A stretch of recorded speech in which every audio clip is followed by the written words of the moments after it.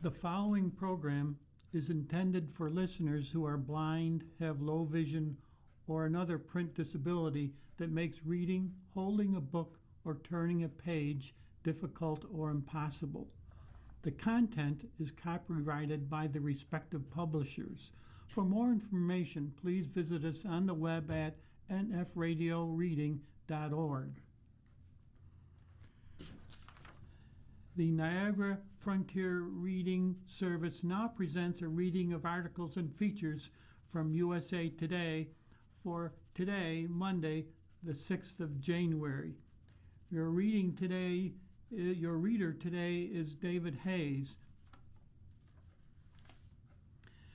The first story is titled "The Nation Celebrates Supersize 4th."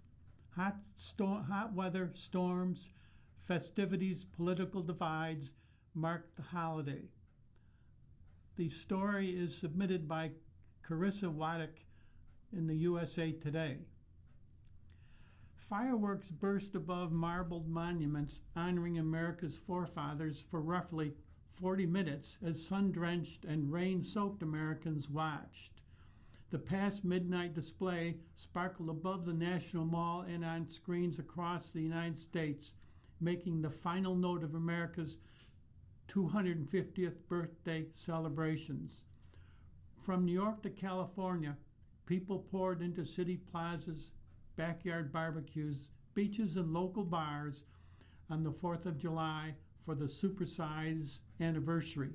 A heat wave brought stifling triple-digit temperatures and severe weather advisories to much of the country, wreaking havoc on 4th of July festivities. Many Americans didn't let the sweltering heat or stormy skies stop their party. As rain pummeled the lawn in front of the Hatch Shell in Boston, thousands crammed underneath a nearby tunnel to stay dry. Huddled together, some began singing "God Bless America" or chanted "USA, USA." When the storm let up and police allowed attendees back to their seats, cheers erupted. The show went on in the nation's capital also. Nearly all programming for President Donald Trump's 5-hour Freedom 250 Salute to America event was scrapped when an approaching storm forced guests inside nearby museums and federal office buildings. After more than an hour sheltering from the rain in the Ronald Reagan building, Nadine Swazik, 67, decided to head back to her hotel. Her day had not gone as planned. She had discovered the perfect vantage point to watch the morning's parade when she found out it was canceled due to extreme heat. Then the thunder and lightning started. She weighed whether to go back through security to watch the event once the storm stopped. "I'm exhausted," says Swazik, who traveled to Washington from Albany, New York. "I'm not standing in line again." Trump took the stage after 11 p.m. to a still sizable but slimmed-down crowd. He delivered a meandering speech highlighting American history, military veterans, his political ambitions, and policy priorities. For 2.5 centuries, our American Republic has stood as the grounding achievement of human history, Trump said, walking through the country's achievement from the Revolutionary War to his presidency. "You're very special people, and we have a very special country," he added, looking out at the crowd. Earlier in the day, crowds decked out in red, white, and blue gathered in grassy parks along the Hudson River in New York City to watch the parade of tall ships. Revolutionary War reenactors flooded the streets of Boston. In Philadelphia, lawmakers lowered into the ground a time capsule, a gift to future Americans. Balancing on a light pole in New York's Battery Park, Alvar and Vanessa Radke attempted to glimpse the tall ship's white sails. "We're here to celebrate the 250-year anniversary and everything that comes with it," Alvar Radke said. "Freedom and liberty."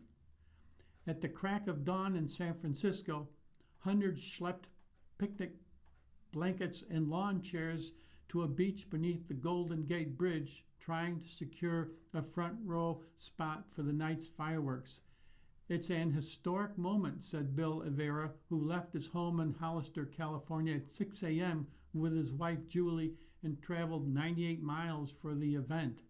His plans were similar to those of most Americans: barbecue and watch the fireworks. Yet, for some Americans, the anniversary served only as a reminder of the country's deep political polarization. In Washington, D.C., hundreds of masked members of a white supremacist group known as the Patriot Front marched through the streets the morning of July 4th chanting, "Reclaim America," and carrying Confederate flags. The group, already one of the largest white supremacist organizations in the country, is quickly growing in its membership at a time when hate crimes are on the rise. Elsewhere, some Americans said Trump's handling of the country made it difficult to relish the nation's milestone. In Philadelphia, where the Declaration of Independence was signed 2.5 centuries ago, protesters from around the country gathered for a demonstration against Trump and the war in Iran.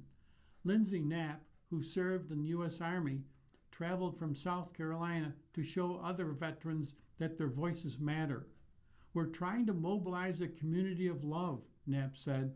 As the sun rose in Louisville, some gathered at historic Locust Grove, a green expanse where famous Americans like Meriwether Lewis and William Clark once met to celebrate the United States' diversity.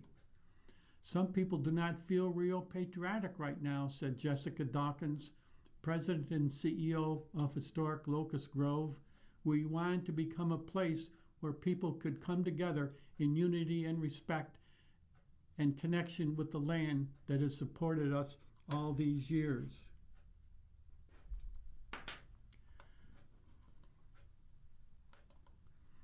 The next article is titled, "For Millennials, Buying Home Never Harder."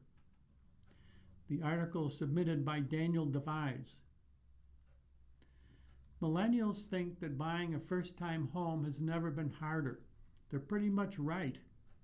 Back in 1975, a typical home cost about 2.4 times as much as the average under 40 household earned in a year, a standard measure of housing affordability, according to a new report from Pew Research Center.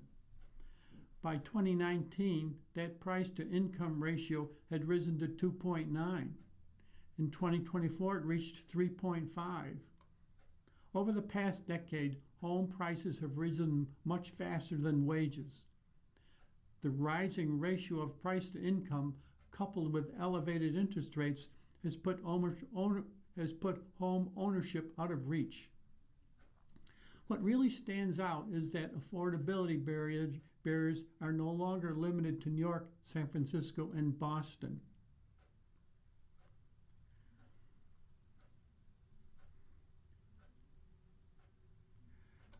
"It's gotten considerably more difficult for young families to afford a home," said Richard Fry, a senior researcher at Pew. The Pew report illustrates why home ownership is increasingly the province of older Americans and why first-time buyers seem like a vanishing breed. First-time buyers represented only 21% of all home purchases in 2025, a record low, according to the National Association of Realtors. The typical age of a first-time buyer climbed to 40, an all-time high. 9 in 10 adults under 40 say buying a first home is harder for them today than for their parents' generation, Pew reports in a new survey. All under 40 adults are millennials, born between 1981 and 1986, or Gen Zers born in 1997 or later. Younger adults are also less likely to think a home is a very good investment.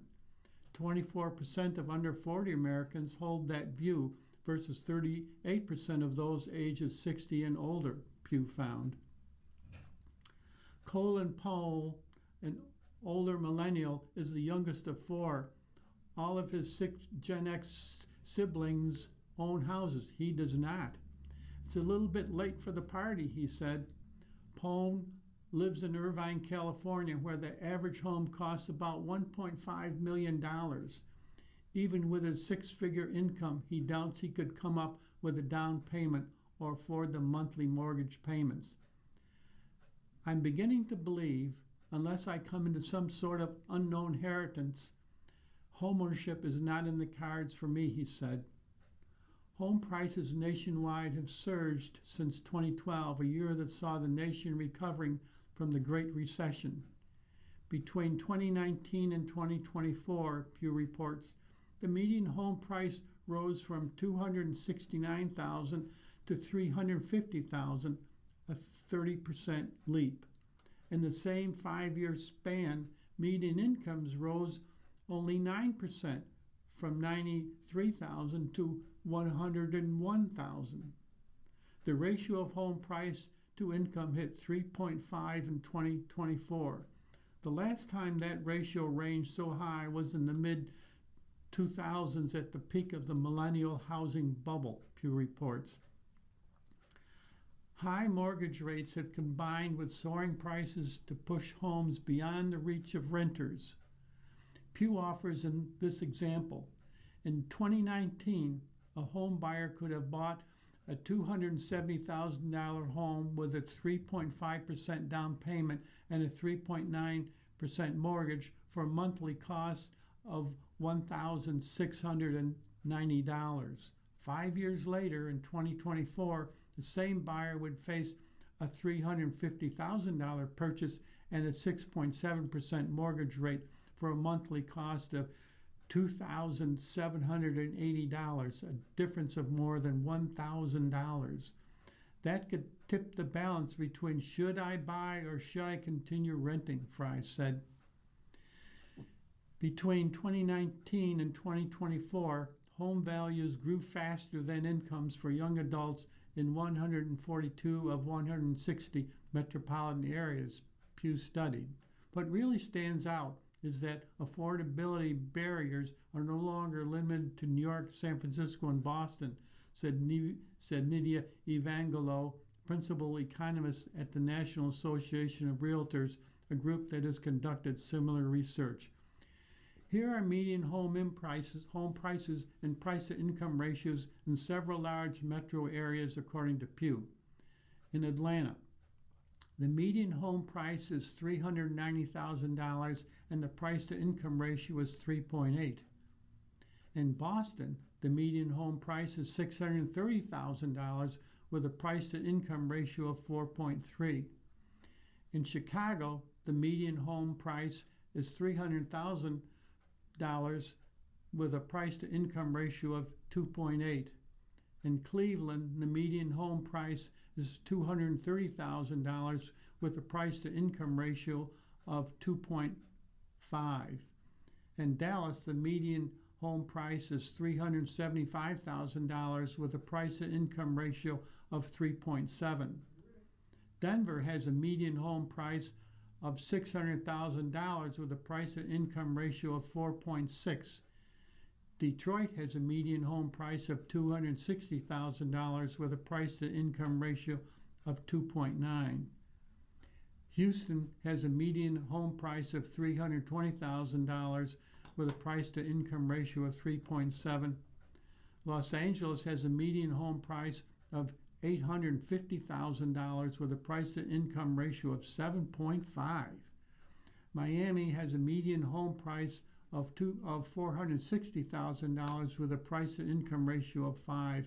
And finally, New York City has a median home price of $600,000 with a price-to-income ratio of 4.6. Additionally, Philadelphia has a median home price of $350,000 with a price-to-income ratio of 3.3. Pittsburgh has a median home price of $250,000 with a ratio of 2.5.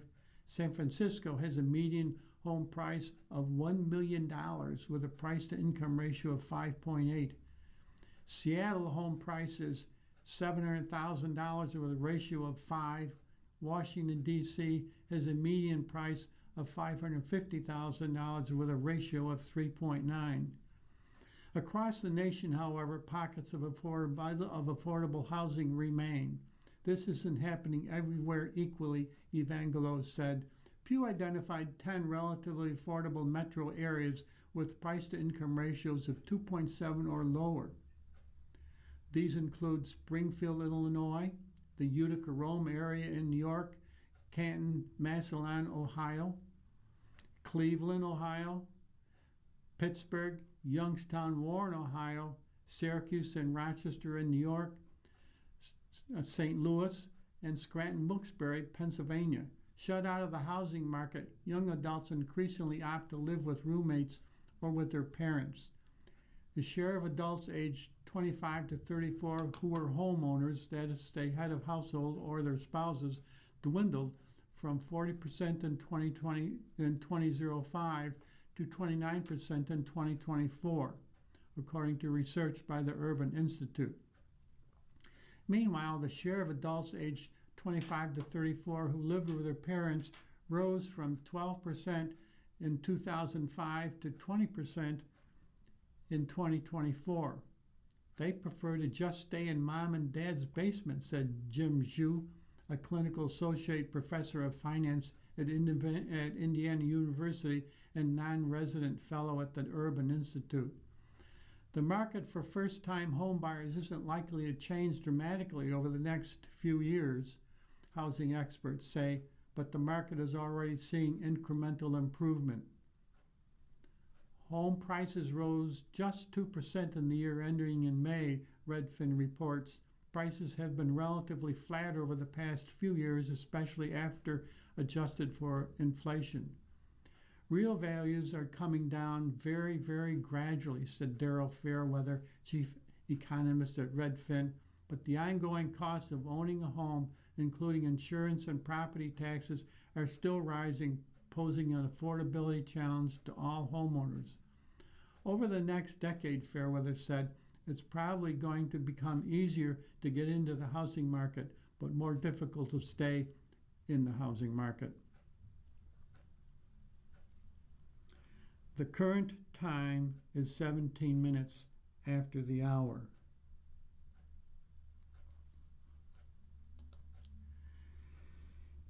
The next article from the news section is titled, On America's 250th, Trump Praises Founders and Himself.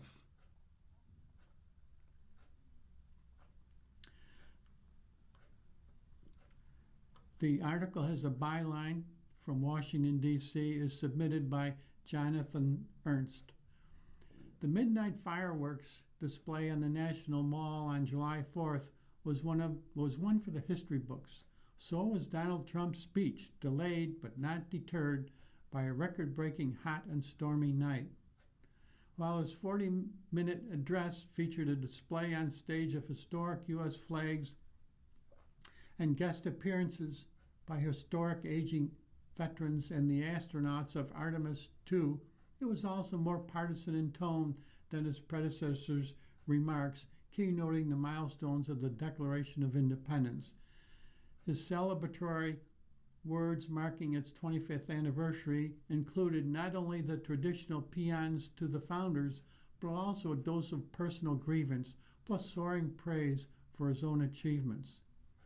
He said he was determined to show up an evening for the ages, even after a thunderstorm forced the crowd to evacuate for time and then return. We never had the American dream like we have it now, he declared to a cheering audience, saying military recruitment was up and the Iranian Navy had been destroyed in a flash. America is a nation of winners, and today America is winning again and back like never before. America's back.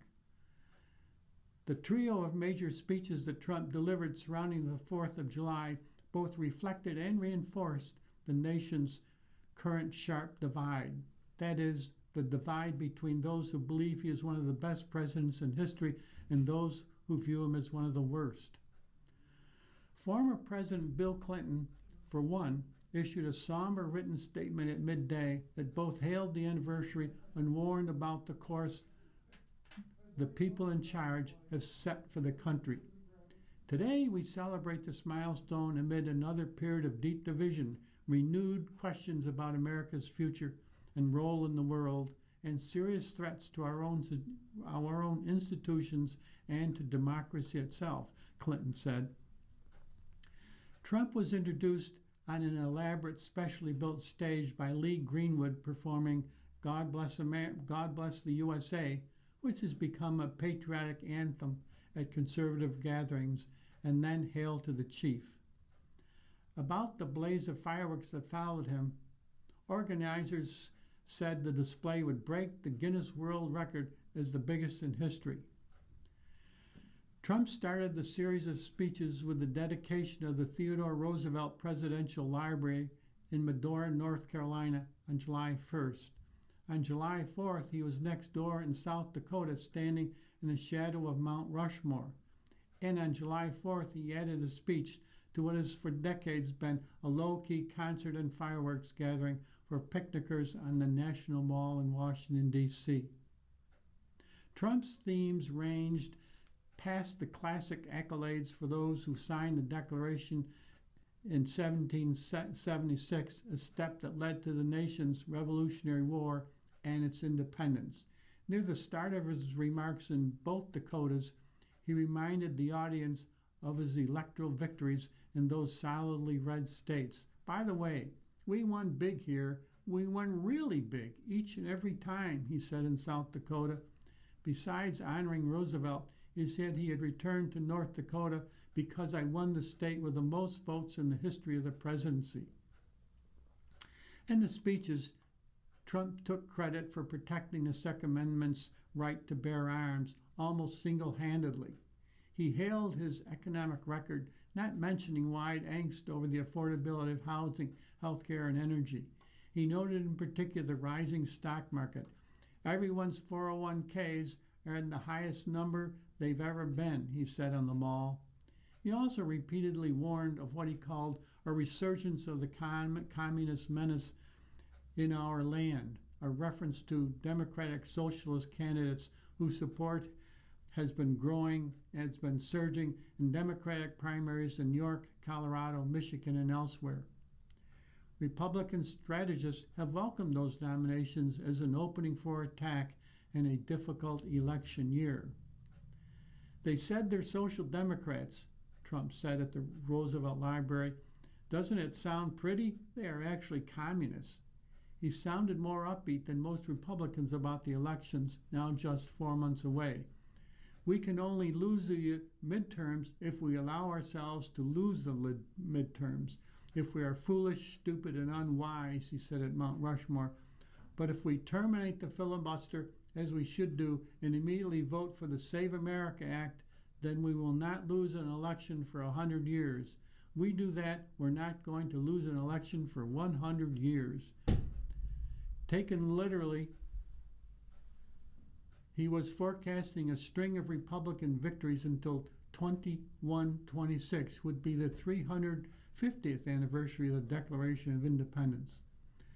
The SAVE Act is given little chance of clearing Congress, and Senate Republican leaders have been loath to heed Trump's call to eliminate the filibuster to make it happen. The proposal to tighten election laws would require people to show proof of U.S. citizenship when they register to vote, and states to take more aggressive action to remove non-citizens from voter rolls. In many ways, the three were familiar Trump speeches. He alternated between prepared passages read from the teleprompters and the stream of consciousness asides. The topics ranged from the unintended impact of GLP-1 weight loss drugs, they actually take away the muscle, to the prospect of change in Cuba, to the glories of the new Air Force One gifted by Qatar. He also touched on some sore points. At the Mall, he praised the American protections for speech, freedom of religion, and equal justice under the law. Although I wasn't treated that well, he added, a reference to his assertions that he had been unfairly targeted for investigation and prosecution. He repeated his debunked claims that the 2020 election he lost to Joe Biden was rigged.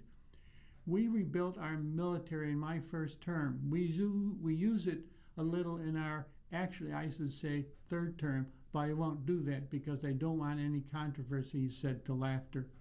What made the speeches notable was not their content, but the occasion they marked. For 200 years, on the notable birthdays of one of America's founding documents, Trump's predecessors have taken a more solemn tone. They made almost no mention of themselves and often cited the tasks the nation still faced. As the Declaration's 100th anniversary approached in 1876, President Ulysses Grant opened the Centennial Exhibition in Philadelphia, touting the superior merit of the nation's industrial growth, but also offering caution. While proud of what we have done, he said, we regret that we have not done more. At the 150th in 1926, Calvin Coolidge returned to Philadelphia where the Declaration had been signed. Amid all the clash of conflicting interests, amid all the welter of partisan politics, every American can turn for solace and consolation to the Declaration of Independence and the Constitution of the United States, he said. At the 200th in 1976, President Gerald Ford, also speaking at Philadelphia's Independence Hall, called it the fixed star of freedom. In June 1976, Counselor Robert Hartman had discussed in a private White House memo what remarks the president should deliver. While they of necessity deal with political and economic principles and institutions, there should be no campaign code words or partisan insinuations whatsoever, he said. Ford took the advice. While he was in the middle of a roiling campaign against Jimmy Carter, one he would narrowly lose, Ford said nothing about the day's politics or his own administration's achievements. It is fitting that we ask ourselves hard questions even on a glorious day like today, he said. Are the institutions under which we live working the way they should? Are the foundations laid in 1776 and 1789 still strong enough and sound enough to resist the tremors of our times? Are our God-given rights secure? Are hard-won liberties protected? The very fact that we can ask these questions, that we can freely examine and criticize our society, is cause for confidence. Happy 250th, America.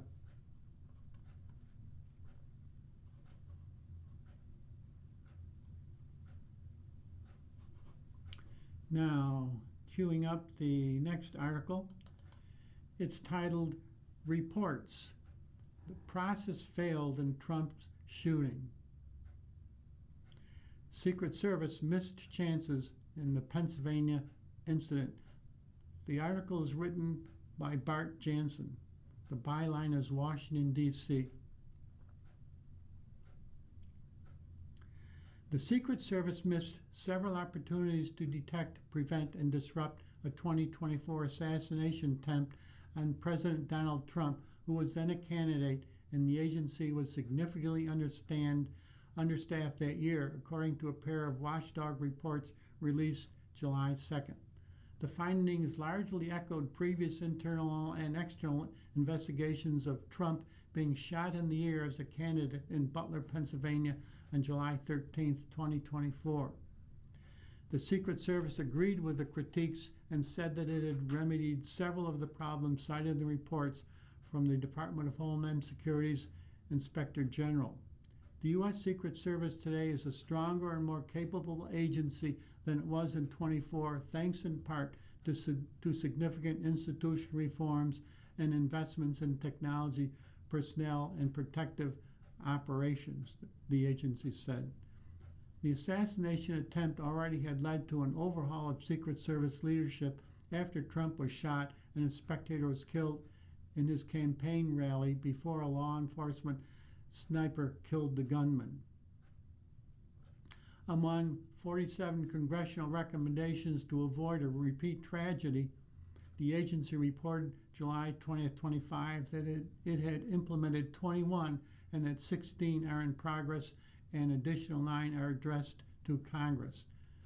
The latest Inspector General's report found the Secret Service failed to detect a drone flight that the assailant, Thomas Crooks, used to view the stage because of an undertrained operator and equipment malfunction. It failed to warn agents surrounding Trump that Crooks had a rangefinder, a long gun, and had climbed onto the American Glass Research International Complex's roof because the agency hadn't established a joint communications room with local authorities. It also failed to secure the area outside the perimeter of the campaign event, despite the Pennsylvania State Police sharing its plan with the Secret Service that showed this area would be insecure. It failed to use available resources to block line of sight from the American Glass Research International Complex to Trump, despite identifying this light as a concern. The Secret Service's overall lack of policy and process, coupled with limited intelligence sharing and poor collaboration and communication with protective staff and state and local law enforcement, sent the conditions that led to this missing opportunities to prevent and detect the attempted assassination report said.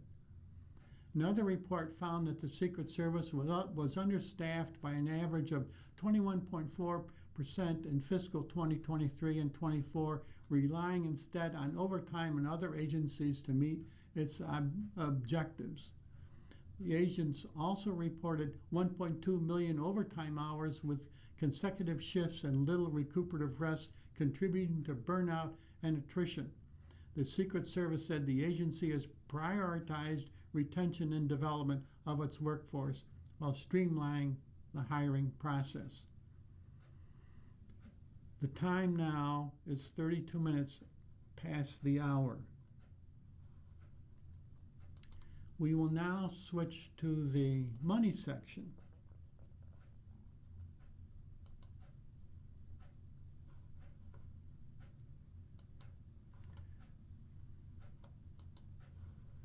The first article is about the jobs numbers being weak in June. Employers added 57,000 jobs short of expectation. The article is written by Rachel Barber. After 3 months of solid job growth, June marked a somewhat weaker period for the U.S. labor market as employers added 57,000 jobs, well below the analyst consensus expectation of 110,000. And data from previous months was revised downward, the Labor Department reported. The department on July 2nd adjusted its estimate of jobs added in April from 179,000 downward to 148,000, and its estimate from May from 172,000 downward to 129,000, totaling 74,000 fewer jobs than previously reported. On the other hand, the employment rate tracked down to 4.2% after holding steady at 4.3% for 3 months. LinkedIn's head of economics for the Americas, Corey Kentenga, said the drop reflected fewer quits and layoffs.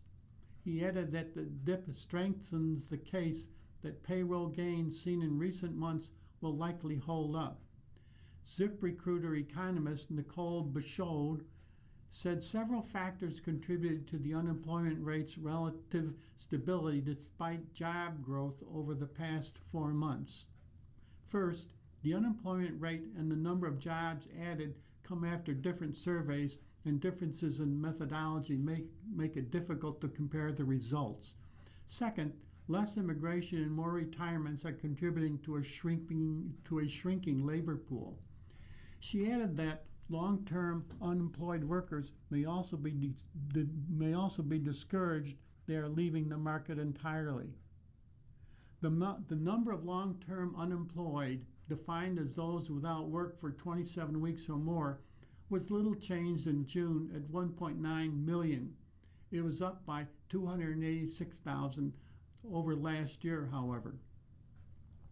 The average hourly earnings rose 0.3% over the month, mirroring their increase in May. Over the last year, average hourly earnings were up 3.5 in June.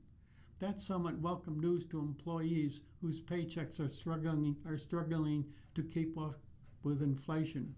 More clarity on inflation will come with the Labor Department's Consumer Price Index report for June, due on July 14th. In May, consumer prices rose 4.2% from a year earlier. Jim Baird, Plant Moran Financial Advisors Chief Investment Officer, said one unexpectedly soft print doesn't undo the job gains over the last few months, but it does serve as a reminder that monthly data can be volatile and subject to revision.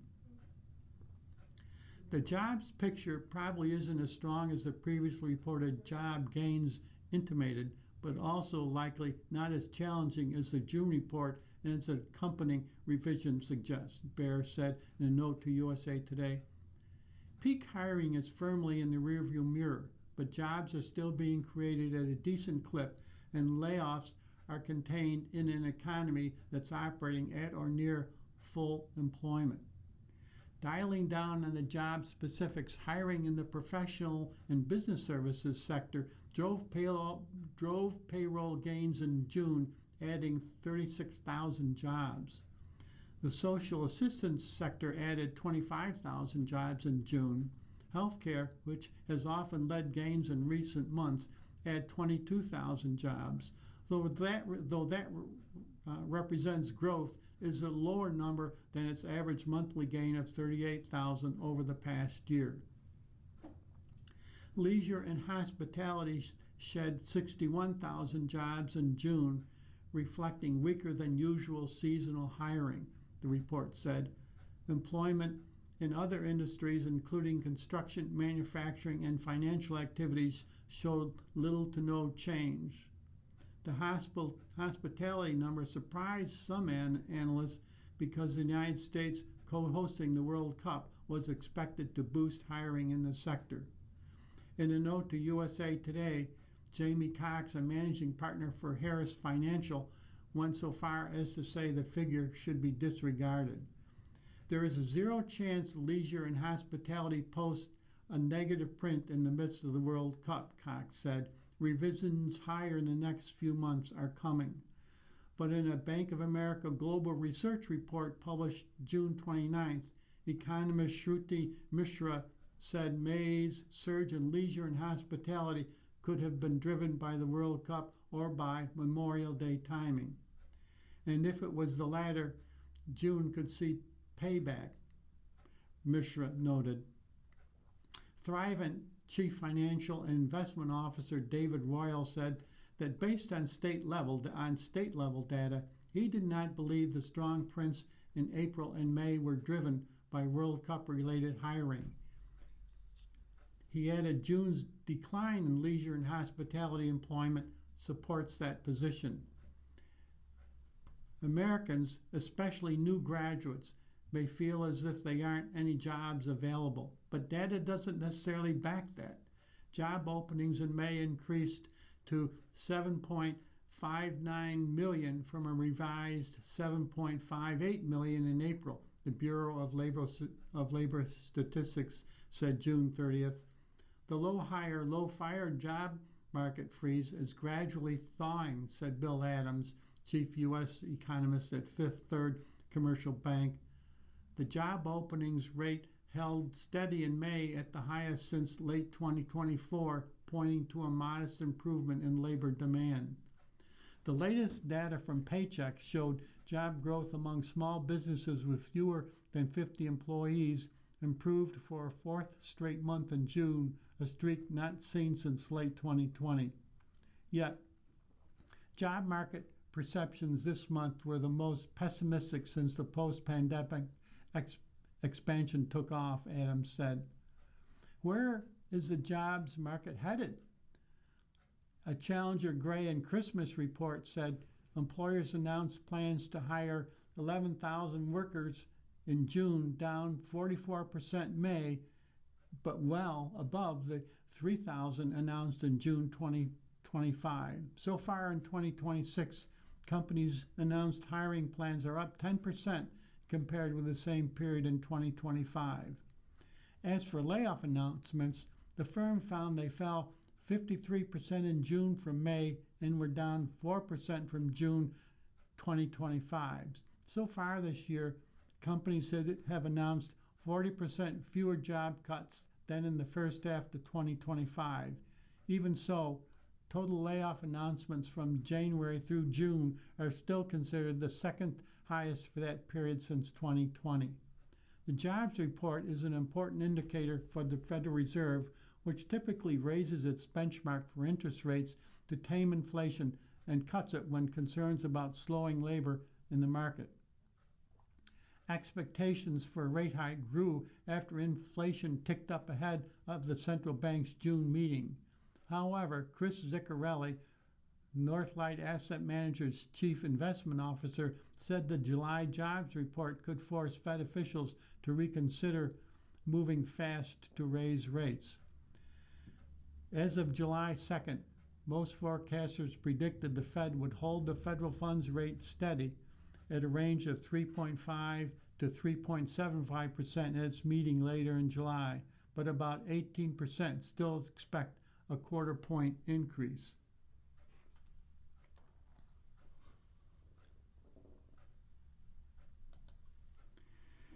The next article from the Money section is titled Many Retiring Without Spending Plans. Withdrawal decisions are crucial, experts said. The article is submitted by Medora Lee. You've saved it, but how do you spend it? Millions of Americans are well versed in how to save in their 401ks, everything from contributing regularly to securing company matches, but they have no real plan for turning those savings into income that will last, a survey of more than 2,100 employees by Nuveen and the TIAA Institute showed. Workers correctly answered only about 1/4 of survey questions on retirement withdrawals on average, and nearly half couldn't answer a single question correctly on that topic. Only 19% of new retirees have even thought much about how to withdraw retirement income from their 401k savings. Withdrawal decisions are crucial during retirement. Without a plan, retirees could run out of money or end up budgeting so tightly that they leave too much on the table and don't enjoy retirement to the fullest, experts said. With more than $8 trillion in assets spread across 725,000 plans serving 80 million active employees, 401k plans are the primary employer-provided retirement savings vehicle in the private sector, said Brendan McCarthy, head of Nuveen Retirement Investing. Yet despite that scale, too many Americans arrive at retirement without a clear strategy for turning their savings into income that will last, and that gap has real consequences. How to calculate what to spend? There are many general rules and tools people can use to ensure their retirement savings last. Some are 4% rule. Withdraw 4% of your total retirement portfolio in the first year and adjust that amount each subsequent year to account for inflation. Historically, under this rule, a portfolio of stocks and bonds with steady returns lasts about 30 years, assuming stable expenses. Then there's the 4.7% rule. That rule was updated version of the 4% rule, which some think has become outdated and too conservative. Critics of the 4% rule said it didn't account for more diversified portfolios that include more than stocks and bonds and for the recent booming stock market. Health span and lifespan. A person's lifespan and health span, or the number of healthy years, can be used to determine what you can spend. With assigned HIPAA release from clients, Abacus Life can tap your medical records, find odds on people who match your health condition and medical history, and provide you with the most probable lifespan and plan around that. People wary of signing over access to medical records can choose free online health tests like those at the American Academy of Actuaries or Abacus to get an idea of how long they might live.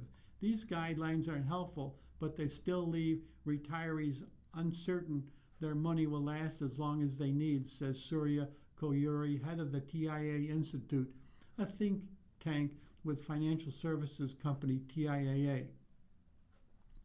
Nearly half of 401k employees underestimate how long they're likely to live after 65, and that misperception directly undermines their ability to plan for sustainable income, he said. People need a guarantee. They can't be uncertain. They need to be assured what I and my spouse are taken care of.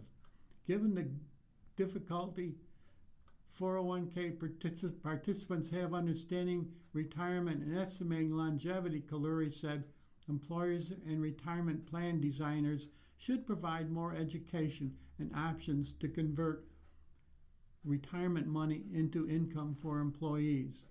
An option that Kaluri and his fellow researchers found that resonates with near retirees is the ability to convert 401k money into a type of annuity that automatically provides lifetime income.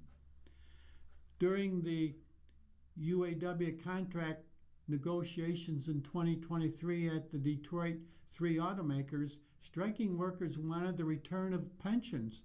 They didn't get them, as most experts predicted. Instead, they received the option to set aside a chunk of their 401k savings into a lower cost annuity for a more predictable stream of income in retirement.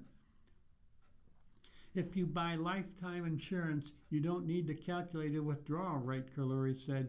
You always get money, but he also acknowledged that the future likely won't turn singularly back to annuities. The future will probably be a hybrid with some money in the market plus lifetime income. The current time is 47 minutes past the hour. Continuing on in the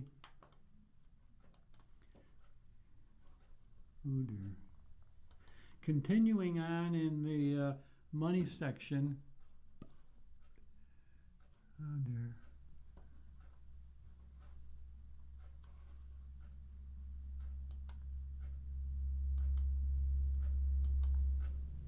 One second here while we get back on track.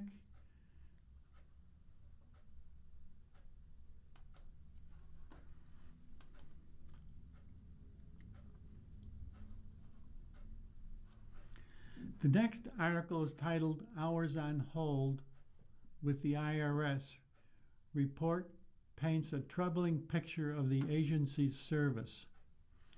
Not long ago, the IRS boasted that taxpayers who called the agency could expect to reach a live agent in 3 minutes. That may have been true a few years ago. It's not now.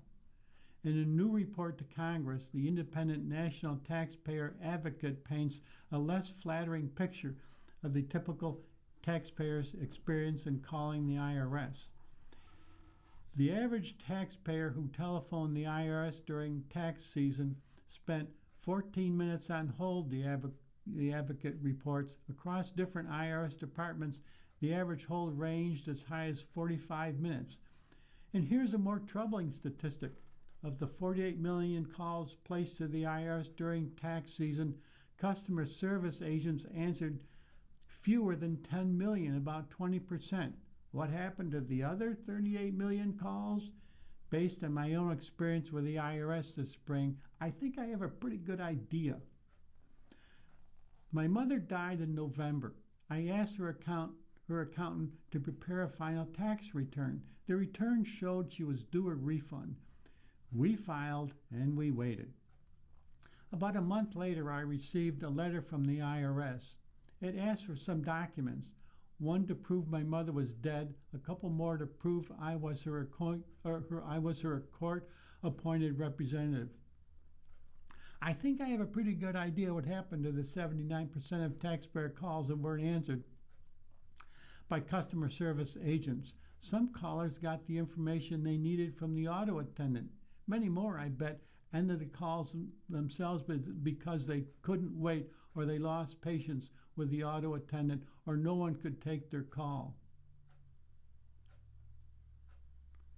Before I replied, I made the first of many calls to the IRS. I wanted to know if the agency would accept copies of the documents rather than originals. The letter wasn't clear. I called the number listed on the letter. An automated attendant told me that because of high call volume, no one could take my call. It told me to call back later. That happened a couple of times, so the next day I called the main IRS helpline. I waited on hold for an hour and 54 minutes. At that point, I gave up. I went ahead and mailed my response to the IRS, including the requested documents, and I waited. Over the next several weeks, from time to time, I called the IRS. I wanted to know if it had received my documents and to ask if anything else was needed. My iPhone log shows 14 calls to different IRS numbers in May and June. Most of the calls lasted a few minutes or less. The auto attendant told me to call back later, or the hold time was too long to bear. Once out of those 14 calls, the auto attendant offered to have an agent call me back when one became available. The return call never came. A few times I was lucky or unlucky enough to be placed on hold. My phone log shows the hold time 63 minutes, 85 minutes, 18 minutes, 125 minutes, 81 minutes.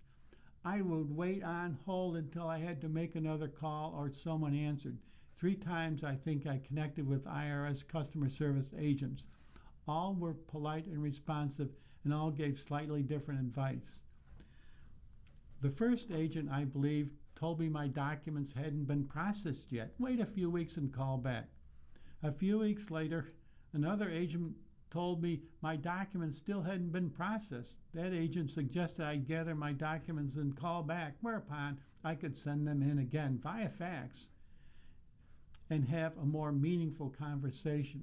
The third agent told me not to bother faxing anything. That agent said it could up to 60 days for my documents to be processed. There was no point calling the IRS until day 61. So, again, I waited.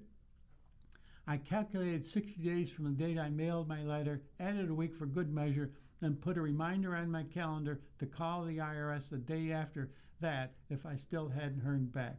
Now, returning to the report from the National Taxpayer Advocate, I think I have a pretty good idea of what happened to the 79% of taxpayer calls that were answered by customer service. Some callers got the information they needed from the auto attendant. Many more, I bet, ended the call themselves because they couldn't wait on hold, or they lost patience with the auto attendant, or no one could take the call. This year, the Center for Taxpayer Rights tested the IRS telephone system, placing 149 calls to 8 different IRS phone lines in March and April. Many times those callers encountered courtesy disconnects. No one could take their call. Excluding disconnects, the callers encountered average wait times of half an hour or more on 5 of the 8 lines. Nina Olson, a former national taxpayer advocate, spent 5.5 hours on hold with the IRS on a single day when she called each of the 8 lines. I reached out to the current taxpayer advocate to ask for tips I could pass along to other taxpayers who need to call the IRS. No one could speak to me on the record, but the office referred me to some guidance in its reports on the IRS website. Here then are some tips for calling the IRS. Call during tax season. Tax season is busy, but the IRS dispatches extra agents to answer calls in the weeks leading up to April 15th. Wait times are generally shorter. Call later in the week. Wait times are longer on Mondays and Tuesdays. Call early in the day. The IRS takes calls from 7 a.m. to 7 p.m. on its main line. Call as early in the morning as possible. H&R Block instructs. Have your accountant make the call. The IRS has a priority line for tax preparers. In the just finished tax season, tax professionals faced an average hold time of only 8 minutes.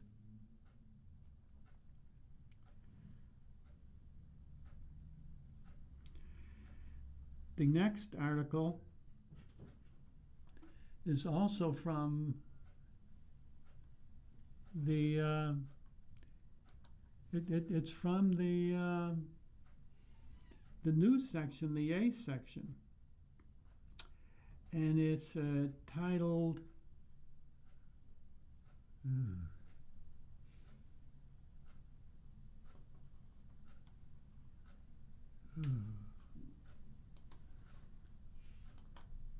one second here, we're working on it.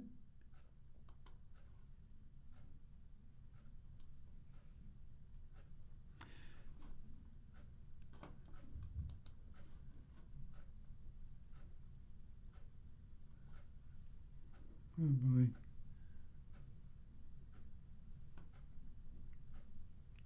And it's titled We Get.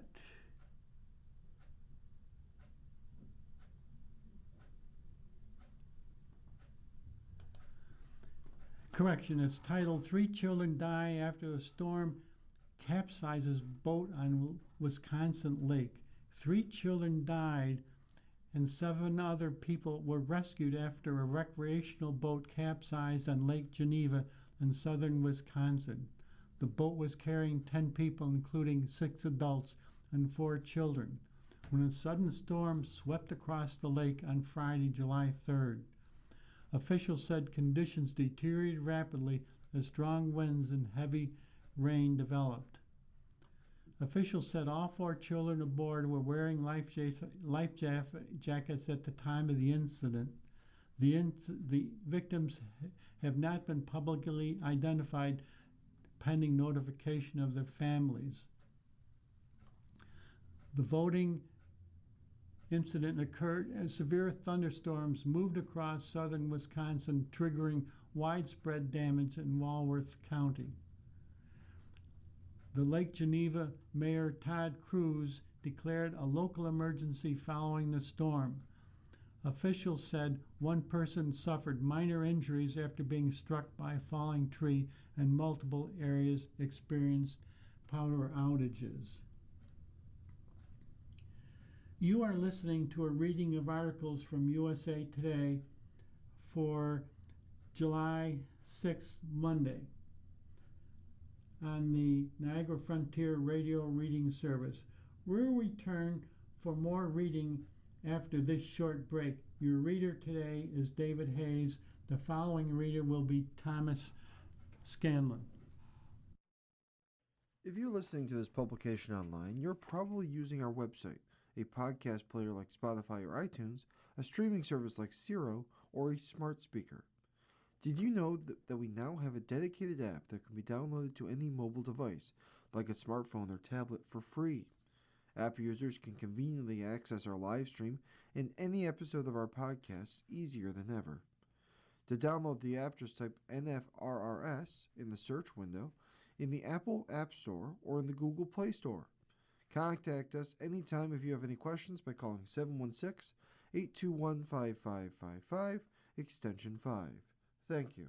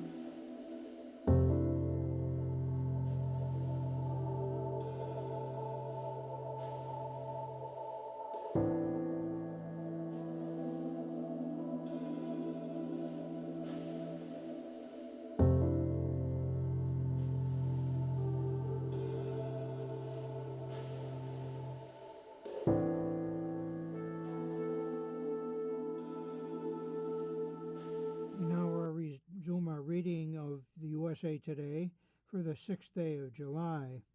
Your reader for this hour is Tom Scanlon. As always, we turn to the sports page, and our first article is on World Cup soccer. Bloody revelation. Malik Tillman's one-year journey from U.S.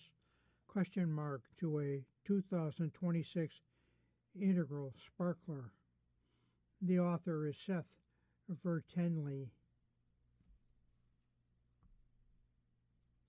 Dateline Santa Clara, California. May seem like a decade ago at this point, but just a year ago the narrative around Malik Tillman surrounding his underperformance with the U.S. men's national team.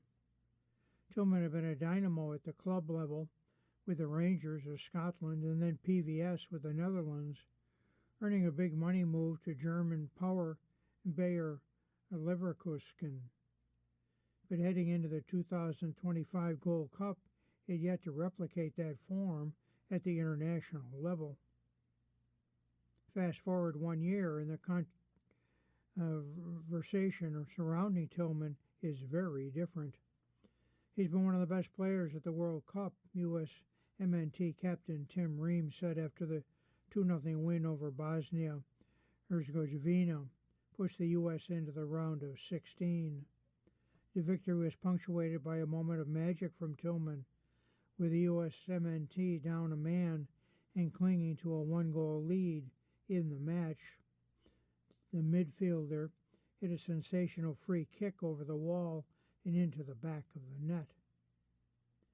The significance and quality of the free kick would have earned a place in U.S. MNT lore on its own, but Tillman's shoe changed and subsequently bloody sock displayed post-match will make it iconic. I've been dreaming about maybe taking a free kick and scoring a free kick, Tillman said after the game. I practiced this in training, and I think today I showed what I can do. Tillman had been integral to the U.S. MNT in this World Cup. Even before his goal, he had already proved to be one of the team's most valuable players for his ability to progress the ball through the midfield. His style is at times languid with almost casual ability to bypass defenders.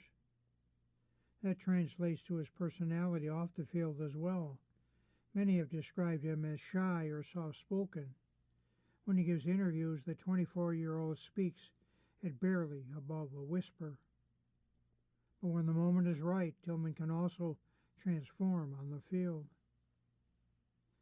I'm a different type of person on the pitch, he said. Of course, maybe you don't really see my emotions. But then if you score a goal like this, I think you guys saw my emotions, so it's a great feeling. Tillman's growth over the past year with the USMNT has been exponential. Born in Germany, the midfielder has taken some time to establish himself with this group. He barely misses the 2022 World Cup roster, then played just 1 minute at the 24 Copa America. But last summer, Tillman was integral in the U.S. made it to the Gold Club final. Tillman entered the summer with no goal contributions for the USMNT in 17 previous appearances, but he started every game at the tournament and scored 3 goals. I think that the Gold Cup was really huge for him, Ream said. Now you look at him and he looks like he's just playing with such an ease and calmness. He's all over the place. It's so incredible to see. He had this in him all the time. It was just a matter of him finding the confidence and believing in himself, and he's doing that now.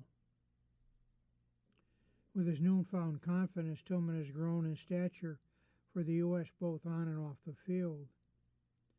He's a great character in and around the team, midfielder Tyler Adams said.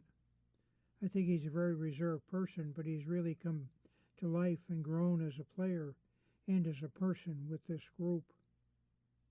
He added, I think some people sometimes get it twisted with how nonchalant he is sometimes that he doesn't care.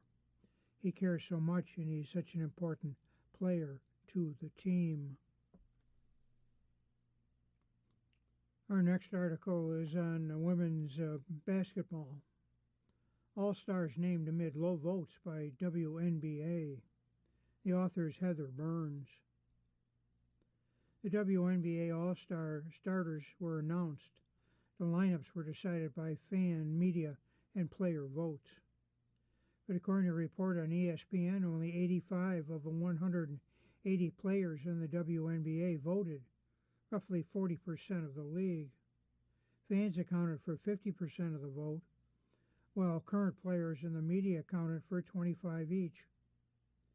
The league's 15 head coaches will select the 12 reserves at a later date. The All-Star Game will be held in Chicago's United Center on July 25th. ESPN reported some of the issues with players voting were procedural. The Los Angeles Sparks had players who did not receive their ballots, according to the report. Teams are supposed to make sure they get distributed. Players were sent ballots via email, teams said in a statement. Some players indicated they did not receive the email or weren't aware of it until after the voting period had closed. That's something we take responsibility for as an organization, and we'll have a more robust process going forward. Fans, media, and players often vote differently. Indiana Fever All-Star Caitlin Clark, for one, was second in the fan vote, third in media, and 11th in player for guards. Her teammate, Aliyah Boston, was first in the fan vote, fifth in the media, and eighth in the player from front court selections. Players can also be partial to their teams or friends when voting. So here are the starters for the 2006 AT&T WNBA All-Stars. Guards, Indiana Fever guard Caitlin Clark. The 6-foot guard has averaged career highs in points 21.2, field goal percentage 43, and 3-point percentage 34.4. Her 8.2 assists per game is second only to those of Phoenix Mercury forward Alyssa Thomas. Arca scored double digits in all but one game this season. She's doing so efficiently. Her 4.6 turnovers per game marks the lowest average of her career. Minnesota Lynx guard Olivia Miles. Miles has been the bus driver for the Lynx, powering them to a WNBA best 15-4 record so far this season. The New Jersey native leads all rookies in scoring, 18.7 points per game, and assists 5.7, which ranks 9th and 8th in the league respectively. Miles hit a record 8 3-pointers in the Lynx' 87-84 victory over Golden State Valkyries on June 5th to break Caitlin Clark's rookie record for 3-pointers in a game. Dallas Wings guard Paige Pochar.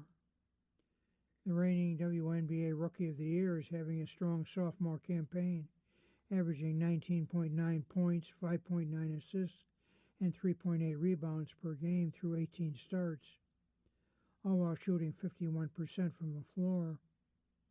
The 24-year-old UConn product has led the Wings' turnaround season, and the team's 11 victories at the halfway point surpasses last year's total of 10. A win mark. Buckner became the fastest player in WNBA history to hit 1,000 points and 250 assists last month. Indiana Fever guard Kelsey Mitchell. She earned her 4th consecutive selection as an overall starter. Mitchell was drafted number 1 overall in 2018 out of Ohio State. She's averaging 21.6 points per game to lead the Fever. Indiana's all-time leading scorer, Mitchell has 11 games with at least 20 points this season. than the forwards and centers. Las Vegas Aces center Aja Wilson. Wilson led the league, scoring 25.7 points per game and blocks, 2 per game, averaging 9.4 rebounds, 2.9 assists, 1.6 steals in 19 games, all starts. Wilson's recorded double-digit points in every game this season, including a 45-point performance against the Connecticut Sun on May 15th. She grabbed 15 rebounds in 4 games this season. New York Liberty forward Breanna Stewart, 2026 NBA Commissioner's Cup MVP, is leading the Liberty in points with 19.2, steals 1.4, and blocks 1.3 in her 10th season in the league, while ranking second in rebounds at 8.5. Stewart scored double digits in all but one game this season, and her 7 double digits is tied for the 5th most in the league. It marks Stewart's 8th All-Star nod. Dallas Wings forward Jessica Shepard. Shepard's career years have resulted in her first All-Star nod. The 6'4" forward is averaging career highs in points at 14.3, rebounds 11.5, and assists 5.4. After sliding into the starting lineup for the Wings this season, Shepard owns the only 2 triple-doubles of the season thus far. Golden State Valkyries forward Gabby Williams. The UConn product received her second All-Star nod and was selected starter for the first time. Williams leads the WNBA in steals with 2.6 a game, while averaging a career high in scoring with 15.9 points a game in her first year with the Valkyries. Indiana Fever center Aliyah Boston. Boston earned her 4th consecutive All-Star nod after averaging a career-high 17 points, 8.6 rebounds, 2.9 assists, while shooting 50.2% from the field. And the 6'5" center has been developing her three-point shot, shooting a career-high 42.6% from deep, and her 20 made three-pointers surpasses last year's total of 6, only 18 games into the season. Minnesota Lynx forward Nashasha Howard. The 6'2" forward picked up her 3rd All-Star nod and first since 2022 amid a renaissance season. Howard's 17.7 points per game is the second highest mark of her career, second only to her 2019 Defensive Player of the Year campaign. Howard's stat line is rounded out by career highs in rebounds 18.2, steals 1.9, and field goal percentage of 16.1. And here's another World Cup story. Reversal. FIFA lifts Belangen's red card. Will be available today in booster shot for USA Today. The author is John Arnold. The United States no longer needs to find an answer to its biggest lineup question heading into the World Cup round of 16 match with Belgium.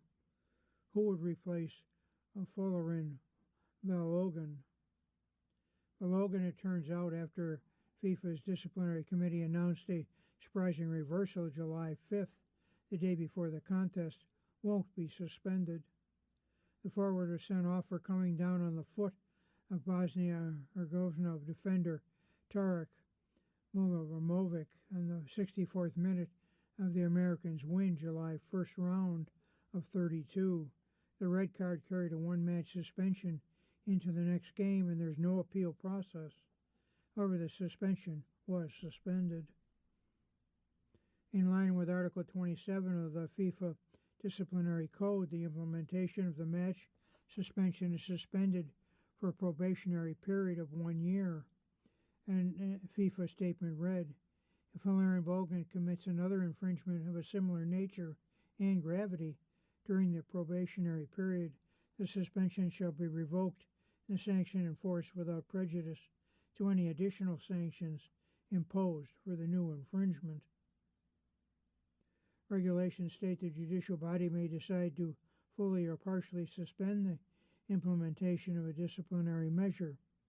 Player is then subject to a probationary period in which that suspension is revoked.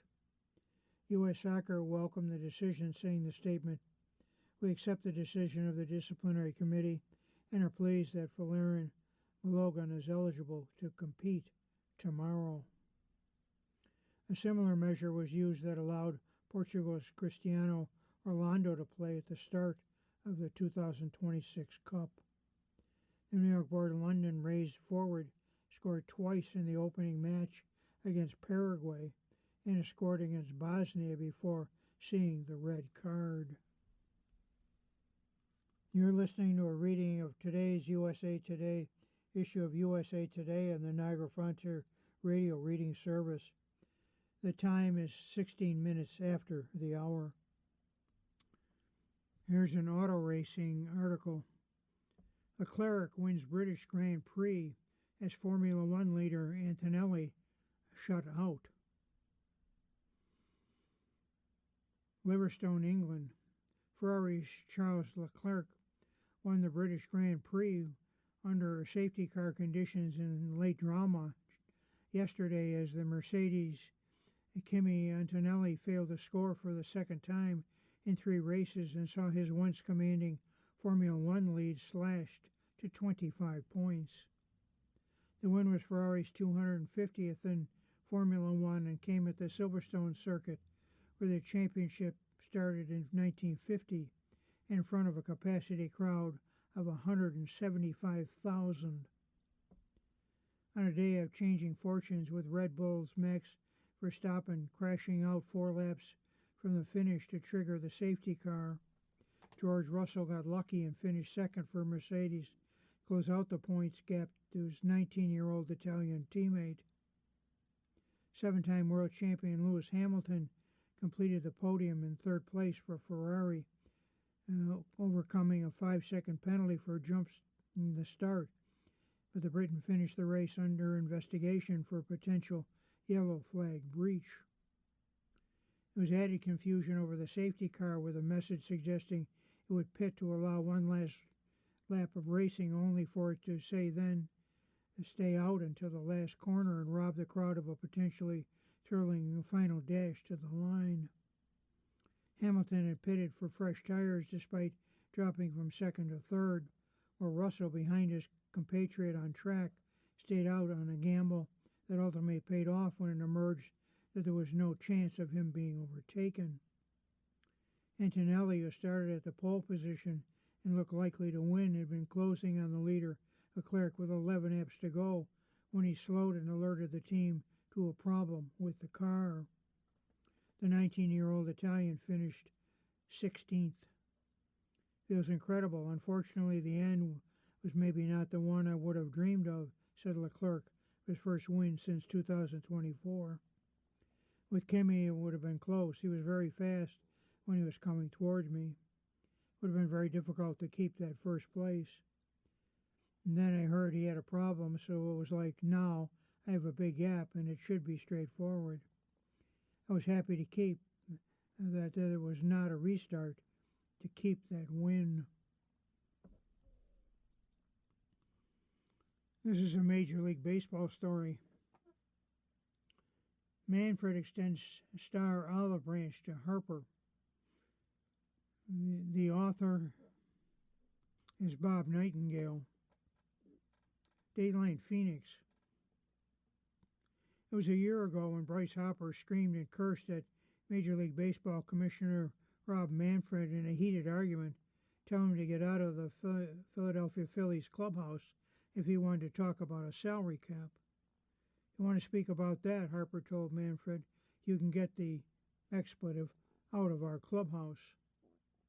Manfred certainly showed there are no ill feelings, offering Harper an olive branch July 4th, naming Harper as his legend pick to represent the Phillies at the 96th All-Star Game on July 14th at his home ballpark at Citizens Bank Park in Philadelphia. Harper, who was having his finest First half since 2021, hit .274 with 20 homers, 57 RBIs. Might have been the biggest All-Star snub without Manfred stepping in and selecting him. First baseman Freddie Freeman, one of 4 Los Angeles Dodgers starting players, won the fan balloting, while Atlanta's Matt Olson won the player balloting. Harper, a 9-time All-Star, joins 4 of his Philly teammates. Designated hitter Kyle Schwarber received more player votes than Dodgers two-way star Shoshone Ohtani, outfielder Brandon Marsh, closer Johan Duran, and starter pitcher Christopher Sanchez. Sanchez is expected to be the National League starting pitcher, with Ohtani scheduled to be strictly a designated hitter, and Milwaukee Brewers All-Star Jacob Misiorowski scheduled to start on the last day before the break, making him ineligible to pitch in the All-Star game. The Dodgers, 2-time defending World Series champions, will have 5 players in the All-Star game, including 4 starting players for the first time since 1980. Ohtani, who won the fan balloting as the DH, will start along with Freeman, third baseman Max Muncy, and first-time All-Star center fielder Andy Paez. World Series MVP pitcher Yoshinobu Yamamoto was also selected. Muncy became the first Dodger third baseman to win the fan balloting since Ron Cey in 1977. The New York Yankees, Toronto Blue Jays, and Tampa Bay Rays lead the American League with 4 All-Star players apiece.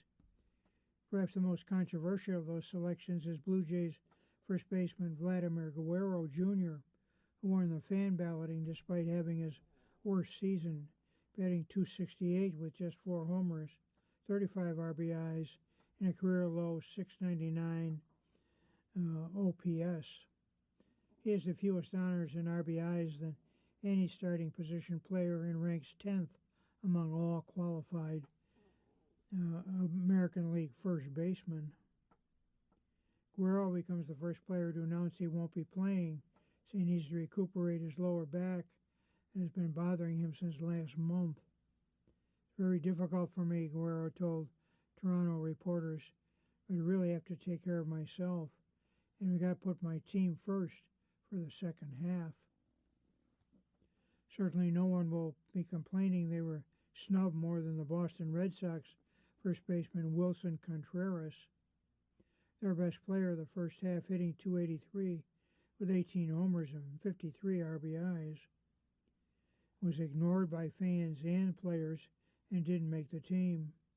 Neither of their best pitchers, starter Sonny Gray, despite being 9-1 with a 2.36 earned run average.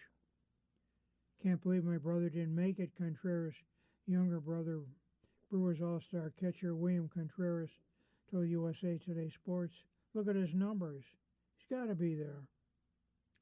St. Louis Cardinals might not be too far behind in legitimate complaints, with second baseman J.J. Weatherholt, closer Riley O'Brien, and starter Michael McGreevy being left off the team.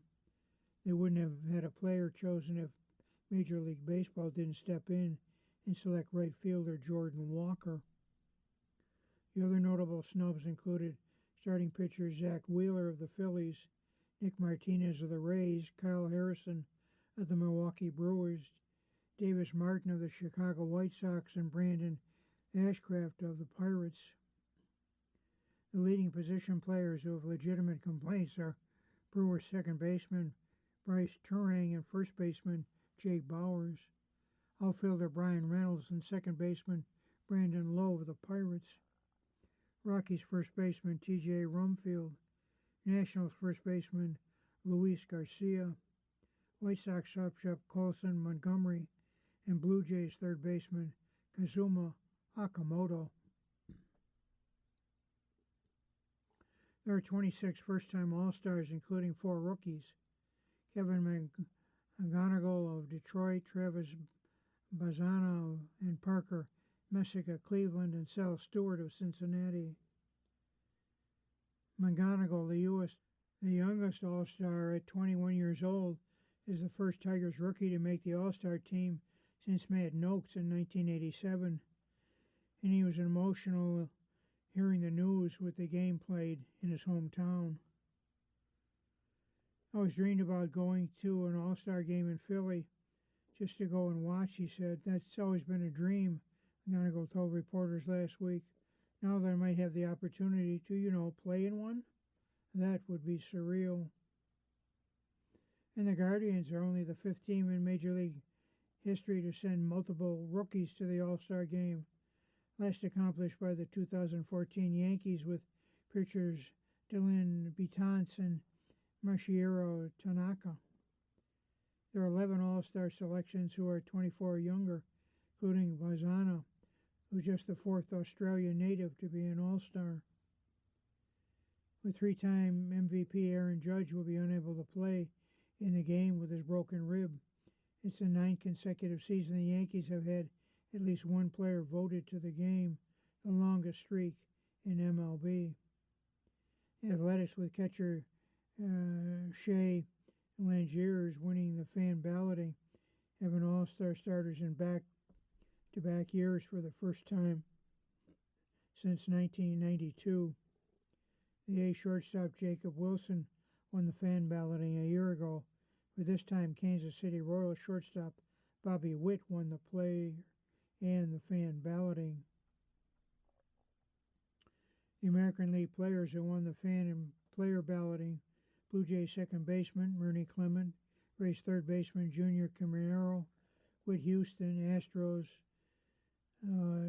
designated hitter Yordan Alvarez, and outfielder Byron Buxton of the Minnesota Twins, and Mike Trout of the Los Angeles Angels. Trout, who earned his 12th All-Star selection, is on the injured list with a strained hamstring, but is expected to be activated this week and play in the All-Star game, which is 45 minutes from his hometown of Millville, New Jersey. It'll be his first time playing in the All-Star game since 1919. Only two National League players won the fan and player balloting: Washington Nationals shortstop C.J. Abrams and Muncy. While the fans voted Marsh, Juan Soto, and Paez as their NL starting outfield, the players chose Pete Crow Armstrong with Chicago Cubs, Corbin Carroll of Arizona Diamondbacks, and James Wood of the Nationals. The fan has voted for Guerrero mostly out of name recognition and his past accomplishments.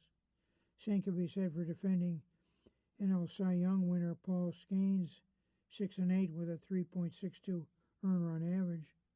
Skenes, who started last year's All-Star game, hasn't won a game since May 12th, going 0-6 with a 5.63 earned run average since May. Yet while Skenes was chosen, Detroit Tigers two-time Cy Young winner Tariq Skubal at 4-4 and 3.1 earned run average was left off after missing 5 weeks with elbow surgery. Major League Baseball made 6 selections apiece in the National and American League, with 4 of the picks used to represent clubs that did not have All-Stars. 6 All-Star picks: pitchers Brian Baker of the Rays, Jacob Lotz of the Rangers, Ranger Suarez of the Red Sox, and Michael Wacha of the Royals, along with first baseman Ben Rice of the Yankees, catcher Andy Rutschman of the Baltimore Orioles. The 6 NL selections: pitcher Max Meyer of the Miami Marlins, Eduardo Rodriguez of the Arizona Diamondbacks, Logan Webb of the San Francisco Giants, and Yamamoto, outfielder Jordan Walker of the Cardinals, and catcher Hunter Goodman of the Colorado Rockies. Certainly there will be plenty of position player substitutes and pitchers who will be ineligible to pitch before they arrive for the game in Philadelphia. Surely the Phillies would love to see Wheeler, age 37, make an appearance after his comeback from thoracic outlet decompression surgery in September. Nick Martinez, who turns 36 next month, will be a fabulous feel-good story, earning his first All-Star berth with a 7-2 record and 2.61 earned run average. And come on, who will want to see Contreras scream at any National League pitcher who dares to pitch inside at the All-Star game. In the meantime, let the fireworks begin. You're listening to a reading of today's issue of USA Today on the Niagara Frontier Radio Reading Service. The time is 30 minutes after the hour. This means we turn to the entertainment section of the USA Today. Our first article from this section is titled AI Videos of Princess Diana Spur Debate on Ethics, Intent. Princess Diana walks across a garden into the arms of Princess Kate and Duchess Meghan, the daughters-in-law she never met. In the video, they embrace sweetly, folding Queen Elizabeth II into a group hug. In another clip, she reunites with her adult sons, Prince William and Prince Henry, even though the estranged brothers haven't been in the same room for almost 2 years. And there's one of her in a horse-drawn carriage with Michael Jackson, the pop star, who met the princess once backstage at Wembley Stadium in 1988. Countless AI-generated videos of Diana, who had turned 65 on July 1st, in surreal situations are flooding social media. They're part of a growing and polarizing trend, generating millions of views and ethical questions. In life, Diana was one of the most photographed women in the world, right until she died fleeing paparazzi in Paris, 1997. For nearly 30 years since her death, but images of the princess still are being used for gain in the online currency of likes, comments, and shares. Beyond the debate over whether the AI videos are tasteful, tributes, or plain tacky, experts say there are other risks to the proliferation of deceptive images, and thanks to modern technology, a new content format has been born of grief and public nostalgia. High-profile deceased figures are frequently targeted in the AI world, says AI and deepfakes expert Henry Adger, and it leads to ethical quagmire. This is what I refer to as synthetic resurrection. It's become a really big trend, he said. Some of the people behind these videos say their posts are a tribute to Diana, citing her powerful legacy. Some viewers appear to enjoy seeing the princess in modern settings, pondering what could have been if her life hadn't been cut short. Other social media users have branded the videos as disrespectful. In one AI video on X, Diana is in heaven with Pope Francis, Robin Williams, and Kobe Bryant. In an instant video with 2.8 million views and more than 35,000 likes, Diana tucks into some of her known favorite dishes, pink grapefruit followed by stuffed peppers, and a plate of poached salmon. She giggles when she can have a bite of bread pudding. Astor believes people creating these hyper-exaggerating videos are unlikely to be die-hard fans of the royal family, wanting to pay tasteful and respectful tribute to Diana, but instead are digital opportunists seeking to farm engagements that can translate into financial return. Most platforms allow creators to translate views of content into direct financial return based on a kind of partnership agreement. Adger said, large followings mean more attention, leading to sponsor posts and ads, he says. Pages with large followings can also launch merchandise.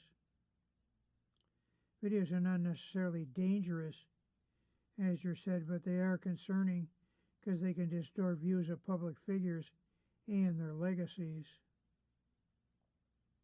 In the future, it's going to be harder for us to say this happened or this didn't happen. Even if the videos are not meant to be malicious, they can still pollute the information space. The attention economy, Adger said, relies on emotion. Creators are going to be incentivized to make people feel something. Those incentives don't necessarily align with what's historically the case. Social media consultant Matt Navarra notes that while videos such as Diana's hugging her grown sons can look harmless and aren't obviously defamatory in sexual or political nature, such videos can create a harmful dynamic.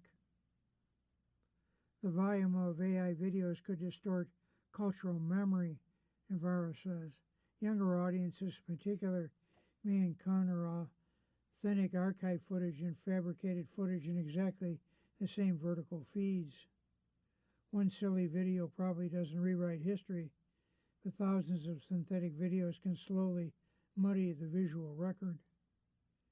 Videos also don't recognize the family's experience, he said. In other words, their private pain. A Facebook page with 13,000 followers titled The Windsor Vault frequently shares AI photos of the princess and other members of the royal family. Creator of the videos declined to comment when approached by USA Today. To recreate Diana using AI as though she lived today or in any fake video is obviously tasteless, a royal commentator Richard Fitzwilliams tells USA Today. Problem is that it does not seem possible to control this sort of activity. For most celebrities in the United States, their estates can work to protect their name, image, and likeness. Diana's financial estate went to William and Harry. A spokesperson for Harry did not return a request for comment about his thoughts about such images. Kensington Palace and Buckingham Palace also did not return a request for comment. But Harry and Meghan have been vocal about AI and social media, even calling out AI chat boxes they say have been working to advance the company's depraved internal policies. For his part, William has embraced the technology, urging tech companies to leverage tools to help prevent homelessness. The Diana AI recreations could be incredibly uncomfortable for her family, Navarro said. Her grandchildren are also being placed into fictional scenarios. Creator might describe that as a tribute that the family could reasonably experience it as a stranger creating their most personal relationships. Navarro notes that while some users follow social media guidelines, require labels of AI-created content, transparency is not the same as permission. Many of the videos present an idealized version of Diana in which she permanently smiles, hugs people, and resolves family conflicts. Navarro says these emotionally perfect scenarios may actually flatten a complicated human being into an algorithmically generated symbol of kindness and reconciliation. Creator controls the image, but the family carries the emotional consequences, he said. Adding William and Harry have no control over how their mother is portrayed in such footage. Public figures surrender a degree of privacy during their lives, but that should not automatically mean their identities become an open source asset after death, Navarro says. Today she's hugging William and Harry. Tomorrow she can be made to endorse a product, express a political opinion, or behave in a way that's far less respectful. Here's a streaming preview. LA shows sequels can, in fact, be hard. In the seminal 2001 comedy Legally Blonde, our young fair-haired heroine, Ellie Woods, played by Reese Witherspoon, is a kind-hearted yet naive valley girl who trades beach days for study sessions as she follows her ex-boyfriend to Harvard Law School in cold, gray Boston. Ellie's a bright pink fish out of water, overlooked and made fun of by her intellectual peers in flannel shirts and dark sweaters, who see her as a ditzy airhead beneath them. In any other context, the conventionally attractive and charming Ellie would be the queen bee or even the popular villain. But here she's a lovable underdog, defying expectations and proving that femininity does not mean she's vapid or just a dumb blonde. In a uniquely and irresistible charming story, and Amazon decided the prequel series, LA, now streaming on Prime Video with 4 stars, will both repeat and ruin the entire narrative, making Legally Blonde make no sense in the process. Yes, in the solus instance, the desperation of Hollywood to stretch intellectual property further than the last 3 iterations of Mr. Fantastic, Ellie simply photocopies the blonde story as the protagonist's teen years, rendering all the plot and character development from the film utterly pointless and senseless. And it does so in a story that's so fingernails on the chalkboard grating to watch, you'll find yourself wishing you could go study legal texts instead. Instead of Pretty Pink Princess with a Charmed Life moving from LA to Boston after her first heartbreak, we have a Pretty Pink Princess, now played by Lexi Minitry, with a charmed life moving from LA to Seattle for her father, Tom Everett Scott's career. Instead of stoic nerds and blue bloods and scorning Ella's suntan and hot pink wardrobe, we have a laughably homogeneous grunge/stoner population of Ellie's new high school, scorning everything from her hair to her wardrobe to her conformity, though she's the only cog out of sync in this new environment to her very attempts at kindness. Credit where it's due, Minitry is sweet clone of Witherspoon who nails every vocal tick and hurt puppy dog face of the original character, so much so that it feels that if her talent's wasted on a mere imitation of a much more famous actress. But Minitry cannot fix the inherent brokenness of a series determined to make its conventionally attractive, straight, rich white protagonist the most discriminated against kid in the cafeteria. I don't care how much Seattle teens like Kurt Cobain in the 1990s, there's no world in which Ellie's wealth, beauty, and well-meaning personality do not guarantee her friends. I also don't buy the idea that the rich kids of Microsoft employees wore the same clothes as the stoners and purported nerds, but the series, like AI-generated version of plagiarism, must eke every moment and theme of the original story and regurgitate it. As in Blonde, Ellie is in Justice to Fight. She joins up with skater boy Dustin, played by Zach Looker, with whom she has surprising chemistry, to fight for unpaid workers at the school and uncover a conspiracy.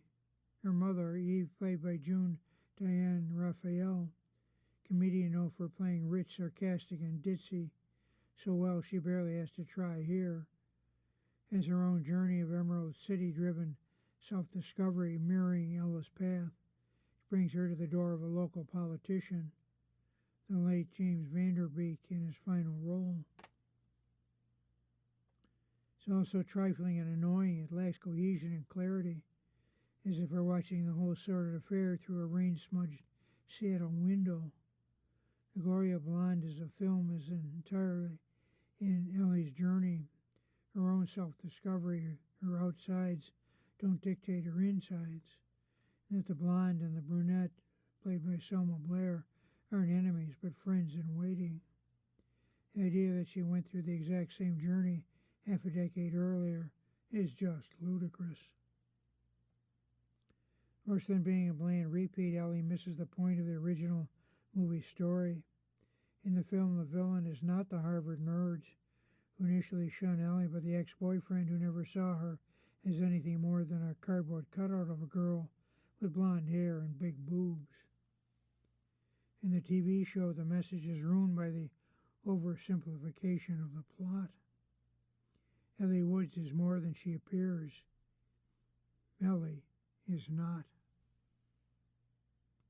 You're listening to a reading of today's issue of USA Today on the Niagara Frontier Radio Reading Service. The time is 44 minutes after the hour. And this next is a music review. Prayers go up in Momsen's Dear God. Dateline, New York.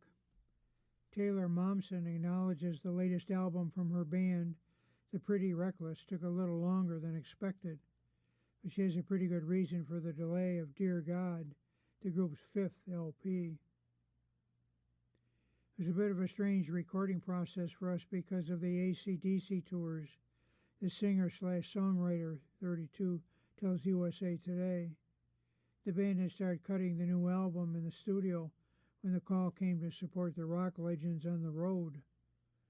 It was going fantastic, like the best sessions of our lives.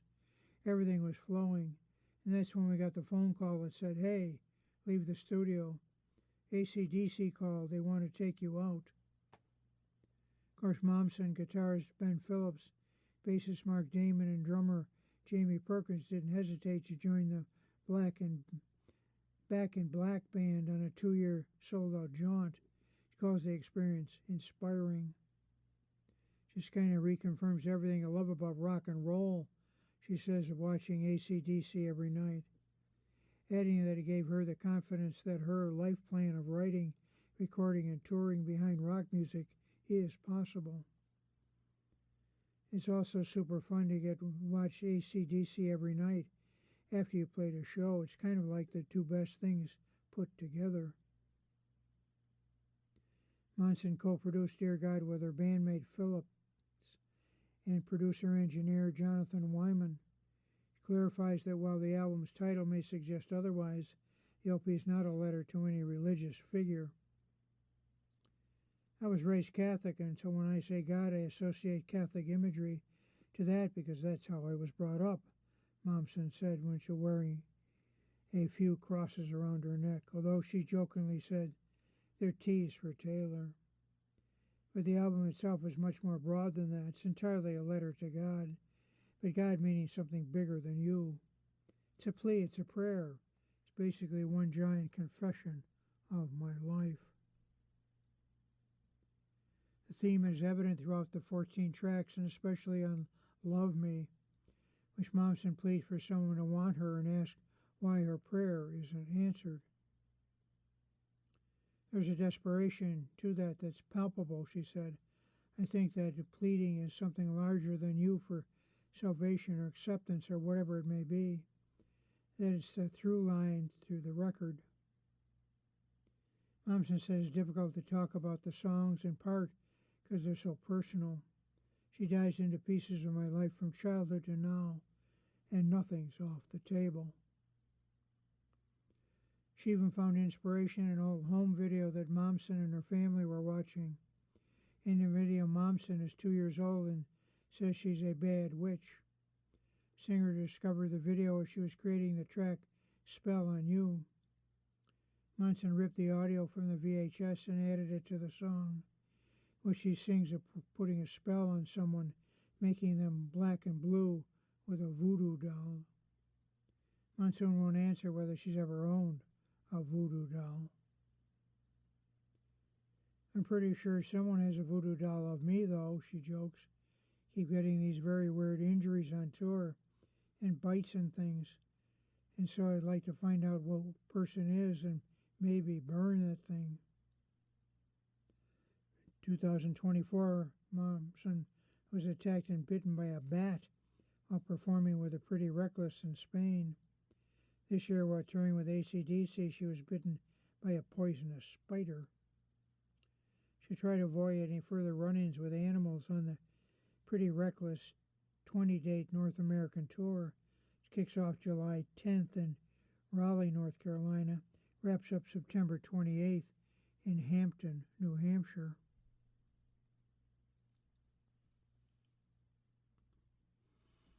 Here's a movie review. Minions and Monsters offers kids a goofy film education. The author is Patrick Ryan. Spoiler alert, we're discussing the plot of the new Minions and Monsters movie in theaters now, so beware if you want to go in cold. Lewis, we think this is the beginning of a bananaful friendship. Minions and Monsters is ready to conquer the box office with a wonderfully weird new adventure that sets up old Hollywood classics such as Casablanca and Citizens Kane. There are goofy tributes to Charlie Chaplin and Buster Keaton, as well as clever nods to Metropolis and Creatures from the Black Lagoon that will tickle even the snootiest cinephiles in the crowd. It's the latest big screen outing from your kids' beloved band of nonsensical yellow creatures who've been unleashing mayhem, speaking gibberish, and spawning countless memes for 7 movies since 2010's Despicable Me. Now that these lovable chaos agents are joined by all manner of fearsome, gelatinous people eaters, parents might be wondering whether to have their youngest tykes sit this installment out. Here's what families should know before buying tickets. Millions and Monsters essentially is a Singing in the Rain following a group of misfit minions who quite literally crash onto the set of a Tinseltown shoot-'em-up and fast become silent film stars in 1920s Los Angeles.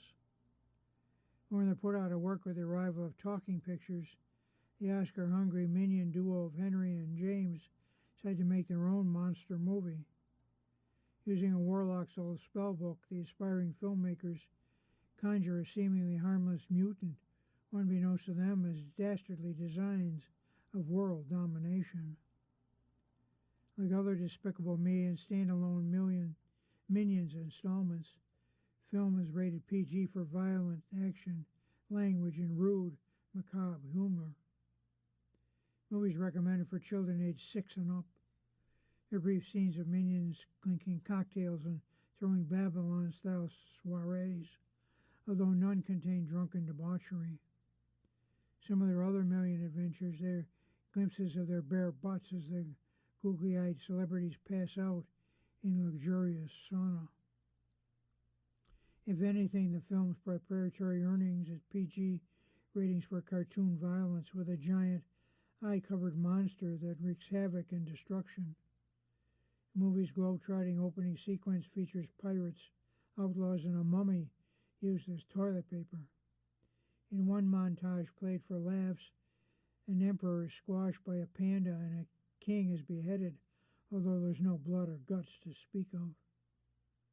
Shark also chases the minions in a comical riff on Jaws, although the teeth-gnashing mammal is quickly scared off. Perhaps most disturbingly, there's a short sequence of a massive pink bunny vaporizing people with its laser eyes. Is there bad language? As a canon, the cylindrical mischief makers have their own language, Minionese, which they speak through the film. For some occasions, potty words like poop and insults such as weirdo, bastard, and stupid, but nothing that kids wouldn't have already heard in other Despicable Me outings. Minions and Monsters is now playing in theaters nationwide. You can see the new Minions in theaters, although there's no streaming release date yet. You can stream 2013's Despicable Me 2 and 2015's Minions with a Peacock subscription. Our last article is also a movie review. Bam Margera still makes his presence felt in new Jackass. Spoiler alert, we're talking about some minor details about a scene in Jackass, best and last, in theaters now. So turn away if you haven't seen it and don't want to know anything before watching. How could Jackass wrap up for good without acknowledging contributions of Bam Margera? Former cast member may not have filmed any new scenes, but he's still part of the franchise swan song. Jackass Best and Last, which has been announced as the final Jackass movie, features previously unseen footage of Viva La Bam star Margera, age 46, who was fired from the previous Jackass film, 2022's Jackass Forever, and later filed a wrongful termination lawsuit. Johnny Knoxville tells USA Today the Jackass team reached out to Margera to get permission to use archival footage of him in the film. He approved but declined to shoot new material. To a third party who invited him to be part of the film, Knoxville said, but he wasn't ready, and we accepted that and respected that. I have nothing but love for Bam Bam, and I hear he's doing good, and that makes me happy. McGarrett was one of the faces of Jackass from the beginning, starring the original MTV show in the first three movies, but he was fired from the fourth film, 2020's Jackass Forever, after he was accused of violating the terms of wellness agreement he signed with the production. Margarita sued, claiming he failed the drug test because he was taking prescription Adderall to treat attention deficit disorder. He later dropped the suit. In 2021, a judge granted longtime Jackass director Jeff Tremaine a restraining order against McGarrett, who allegedly sent death threats to the filmmaker and his family. Tremaine said at the time he was in great fear for my family and my personal safety. Jackass Best and Last is a mix of new stunts and looks back at the franchise's best moments. McGarrett doesn't appear in the new material, but the film features never-before-seen footage of him when he revisits the Silence of the Lambs scene from Jackass Forever. Prank involved the cast being locked in a dark room and tricked into thinking a rattlesnake was loose. McGarrett originally was part of the segment, but the version that was included in Jackass Forever cut around him, so viewers wouldn't even know he was there. With Jackass Best and Last, that cut footage has been restored, allowing fans to enjoy seeing Knoxville hilariously torment Margera and play into his fear of snakes. You've been listening to a reading of articles and features from USA Today for the 6th day of July on the Niagara Frontier Radio Reading Service. Your reader has been Tom Scanlon. Thanks for listening. Coming up next at the Niagara Frontier Radio Reading Service is episode number 3 of We the Women by Nora O'Donnell. At 3 o'clock is Smithsonian Magazine, and at 4 o'clock is a re-airing of today's Buffalo News. Stay with us for these readings and more. You're listening to the Niagara Frontier Radio Reading Service. We broadcast daily readings of printed matter to those who are blind or have a print disability throughout Buffalo, Western New York, and Southern Ontario's Niagara Peninsula. Almost 40 years and more than 300,000 hours of radio readings to those without sight. Our broadcast signal is provided at no charge by WNET. Niagara Frontier Radio Reading Service broadcast studios are at 1199 Harlem Road in Cheektowaga. Please let others know about your Niagara Frontier Radio Reading Service. For more information, call us at 716-821-5555.